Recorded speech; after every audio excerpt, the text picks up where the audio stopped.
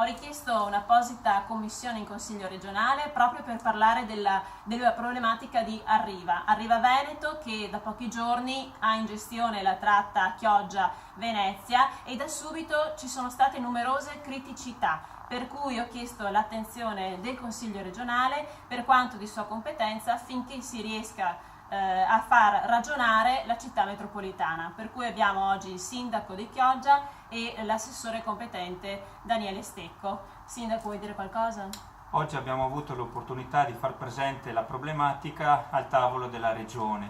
Mi sento in dovere di difendere il mio territorio e tutti gli utenti che utilizzano quella tratta, che è fondamentale. Ci sono molti lavoratori che hanno un disservizio. Spero ci siano i margini per migliorare un servizio fondamentale per il nostro territorio. Quindi spero ci possa essere con la città metropolitana un'intesa e con la ditta anche che svolge il servizio per accogliere le osservazioni che gli utenti hanno richiesto e che io, come in qualità di primo cittadino, mi sento di dover sostenere. Diciamo, noi partiamo da questo presupposto, che il diritto al trasporto pubblico locale è sacrosanto. Non deve essere l'utente a dover adeguarsi agli orari, ai mezzi, ai percorsi di un privato, di un'azienda, ma deve essere l'azienda che deve adattarsi alle esigenze del territorio.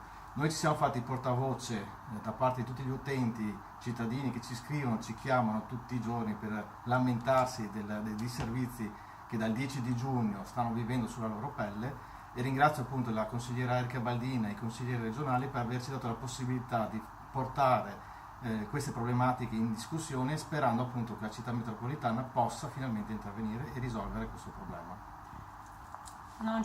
Niente ci fa paura e ci batteremo in tutte le sedi per sistemare questa questione.